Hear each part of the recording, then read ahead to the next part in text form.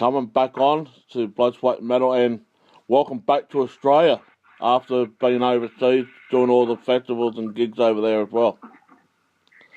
Oh, my pleasure, man. It's definitely great to be back home. Yeah.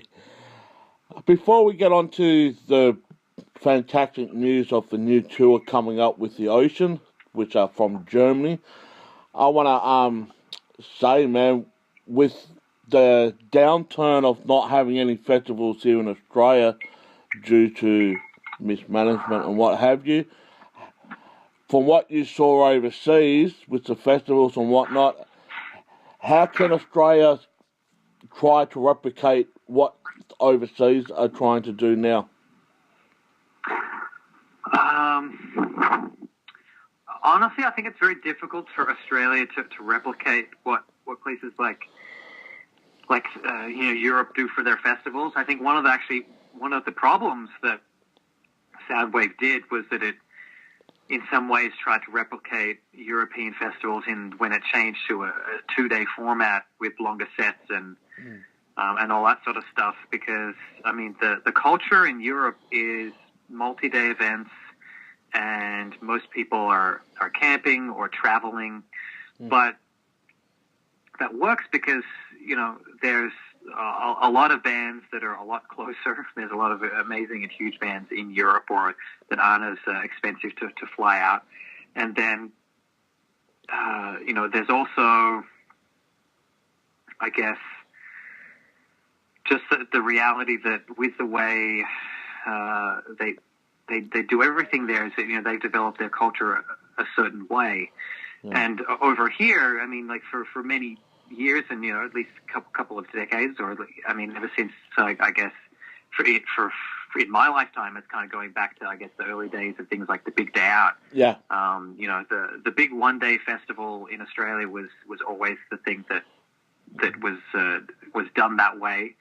And it worked well, in that people would go along and they'd spend their entire day going to see like 1 million bands, and they'd end the day, run off their feet. And then they couldn't even think of anything worse about doing something the next day. Yeah. Whereas a lot of the European festivals, there are longer sets. There's a lot more stuff to do for people to hang out. And so, people will be doing other activities or just drinking with their fans or hanging out, and then they'll go check out a band, and then they'll go do something else, and they'll go check out a band.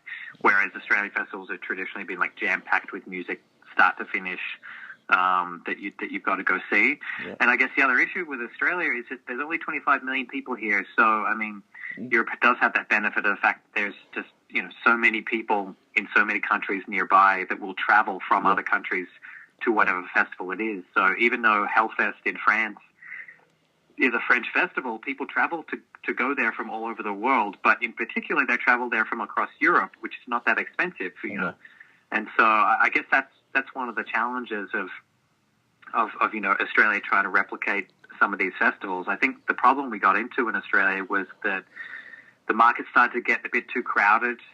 There was a lot of festivals happening, maybe too many festivals, and eventually they all burst, and now we've got almost none.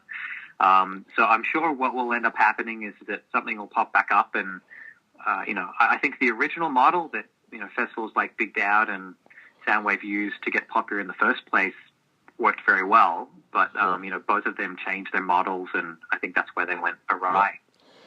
When Ne Obliviscaris played on Soundwave last year, how was the experience for you, even though what occurred 12 months later when everything was vanished from Australia?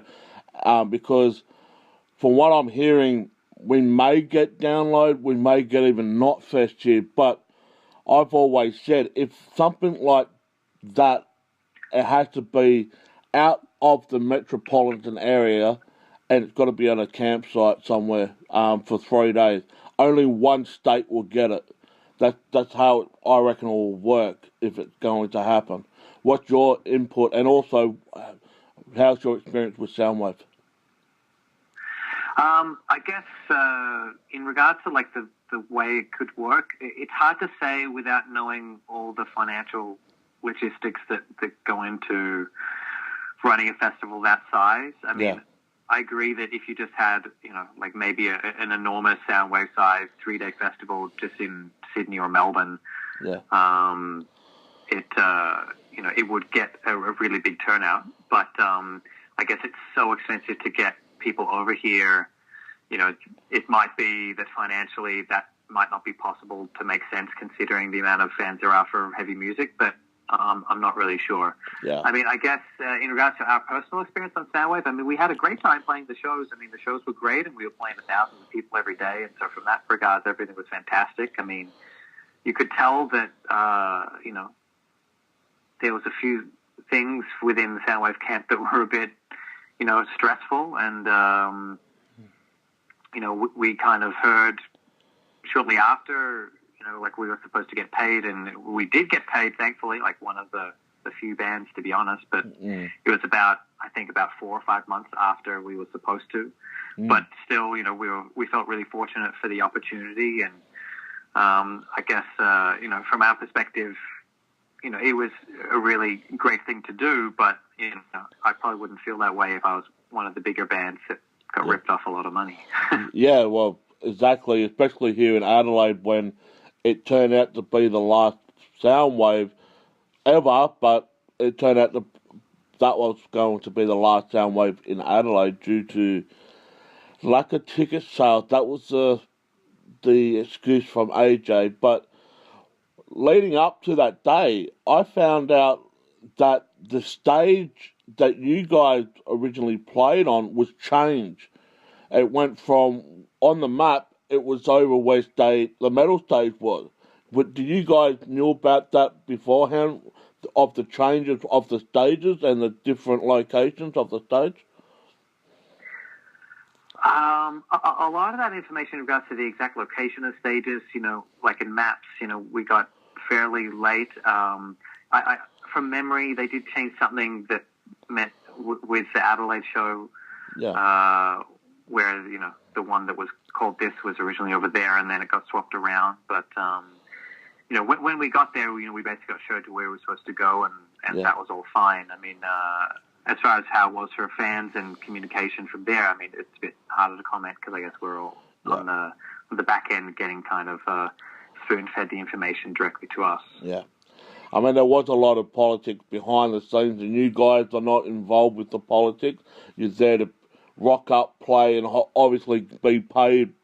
And as you mentioned, it took 4 months after to finally get paid. But those other big bands, they know who they are, and they have, till this day, still haven't been paid.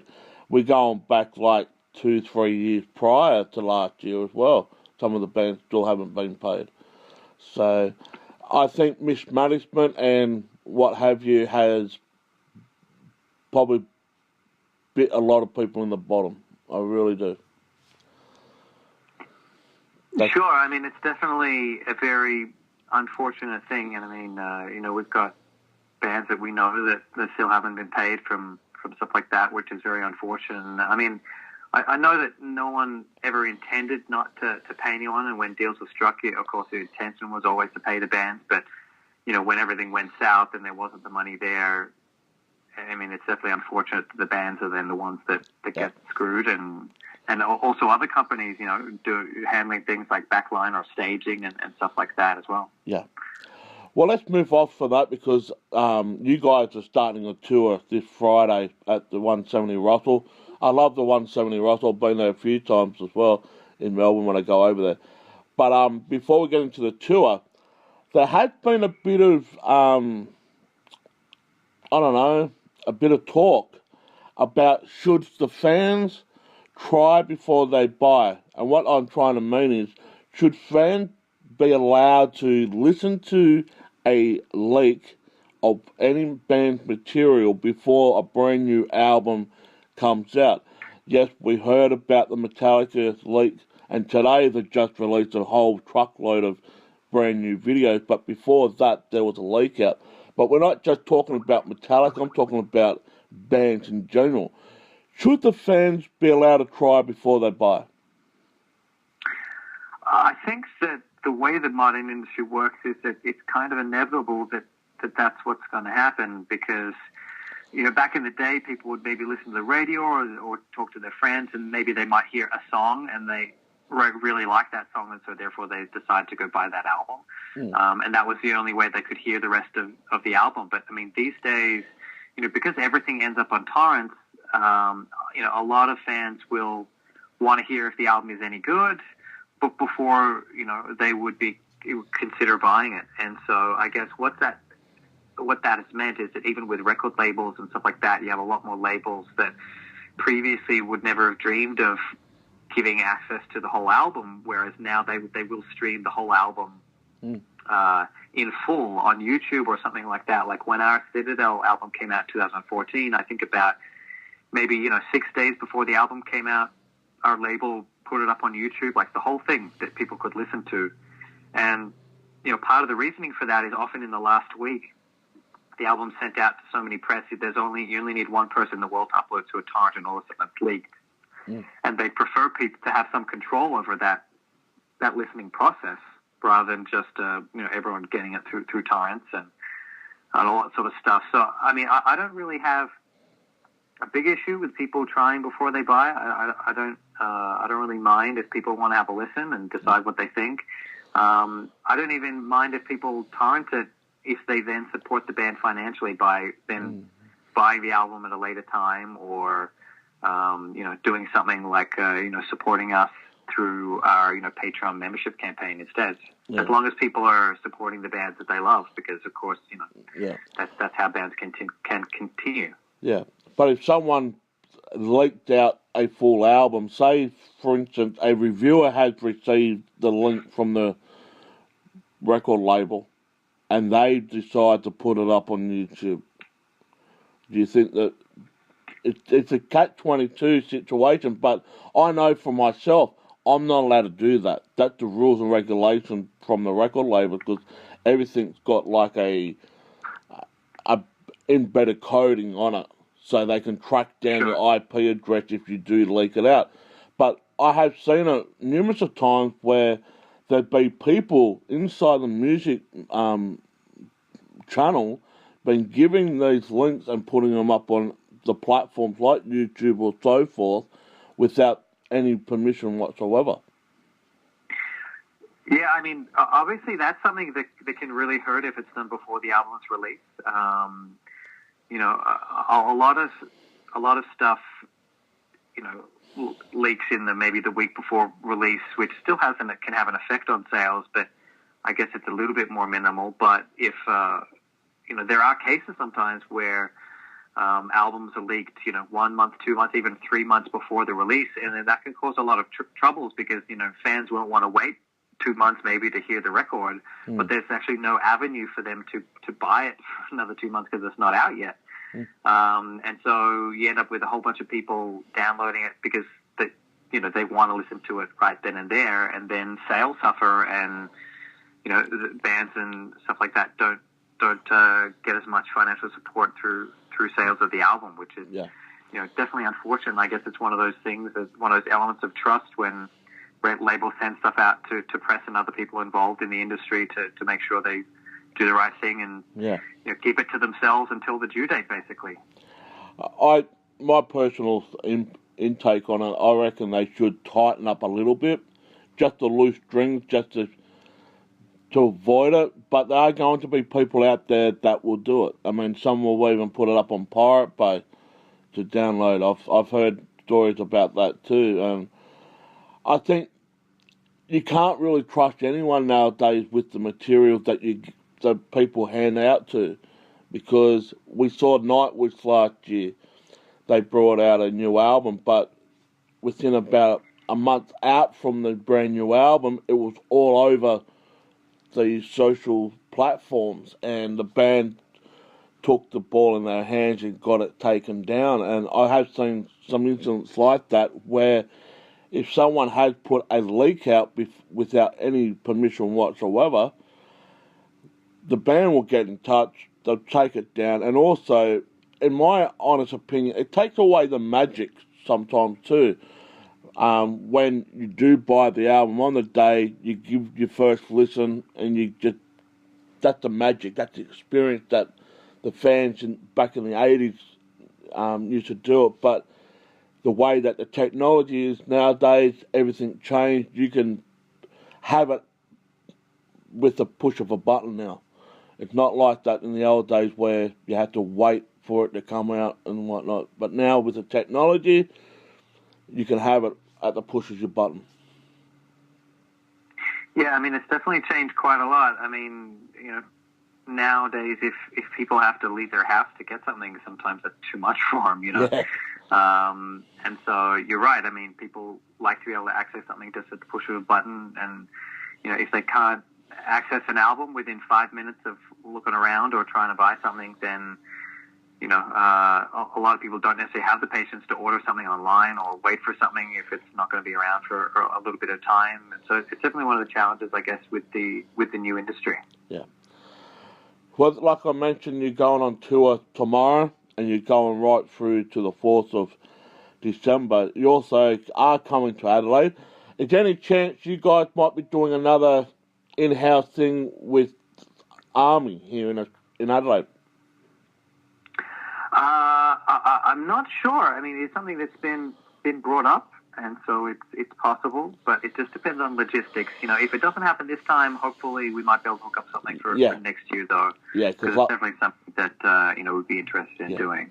The reason why I asked last time you were here, you played at the Ningba Bar, and some members did some in-house thing at Army, and we are great friends with Chris and the family down there, and they've been looking after you guys and a lot of other people around the music world as well. So they're awesome people, Army, and the longest running academy people that I ever know. So they really are talented people there too. But this time around, you're joining with the Ocean. I'll be speaking with them later on tonight as well. The Ocean, apparently, from my emails that telling me. But how different this one going to be than, say, 6-8 months ago when you played the small club gigs as well, like the Ningma Bar? Well, I mean, I guess every show and every tour is a unique experience. We'll be debuting a new song that'll be on our new album, which is going to be out sometime next year, which we're really excited about. And just in general, our I guess putting in the last 100 shows of experience we've had touring across the world, and gonna put in everything we can to try and make this tour and every show on this tour some of the best shows we've ever done. Yeah, I need to bring this up as well. When you did travel overseas, like to the US or whatnot, you start a Patreon thing, a bit more like a membership initiative thing to help you support your travels. I find that another way encouraging, especially for the younger bands that want to make it. They can start up like a Patreon. I'm not saying a full-fledged Kickstarter program, but you know what I mean? Just to get some type of support, because we know the music industry in Australia is on a decline. It's not on the rise, it's on a decline. But there are bands that need to get their hard-earned money, and sometimes what they do receive playing a gig, probably not even breaking even. They've got to put petrol in the car, they've got to split it 4 or 5 ways, depends how many members are in the band, to get back home, basically.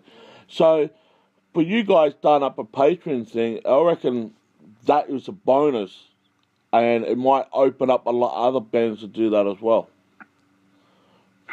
Yeah, it's been an incredible thing for us, and we've been running it for about 8 months now, and earned over $80,000, and we get about 10,000 each month coming in from that through fans, and we do a whole bunch of exclusive content and interviews and tutorials and video diaries and live streams and all sorts of different stuff which we do exclusive for members through our Patreon, and it's definitely something that amongst our fans has been received really well, and it's opened a lot of opportunities for us to be able to continue doing this, because in some ways the music industry is going from strength to strength, but in other ways it's changed a lot, and bands aren't financially supported in the way that maybe they used to be when CD sales were a lot higher, and so there's been this big gap in revenue, which essentially we've used this to try and fill that gap so that we can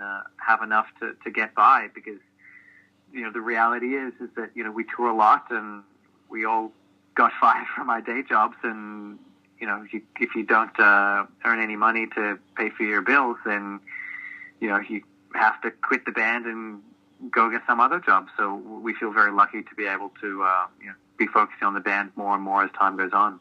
Yeah, and with that Patreon thing too, with the ongoing success from that, it made you complete the very first headline tour of North America, both the US and Canada. And basically, you call the New York show one of the best metal shows of 2016 as well. That came from crypticrock.com. Man, all support for that. And if you guys can do it, other bands might pick it up too if they want to go overseas. They've got to start somewhere. Because, as I mentioned before, there are some bands digging out of their own pocket to support the band, but there are some bands that might get a bit of a leg up from a record label, but most importantly, those that are starting and just fresh, they probably need some type of a kickstart program to get them where they will need to go. Yeah, I mean, I think that it's definitely good for bands to have different avenues to create revenue, and this is something that definitely can work for different bands once they get to a certain level and have a certain number of fans and interest in what they're doing. Yeah. Well, Tim, it's all the time we got for, man, on this awesome Thursday. And I've got to say to the fans to go out and check you guys out from tomorrow right through to the December 14th. And also, if you want to go over to their Patreon site, please do so. And check their Facebook page out, and they'll have all the details there, and you can get up to date. But Tim, thanks for joining us, man, and we'll keep in touch, and I'll see you very shortly on Saturday. Thank you very much. Looking forward to it. No worries. Take care, man. All right, bye. Okay, mate.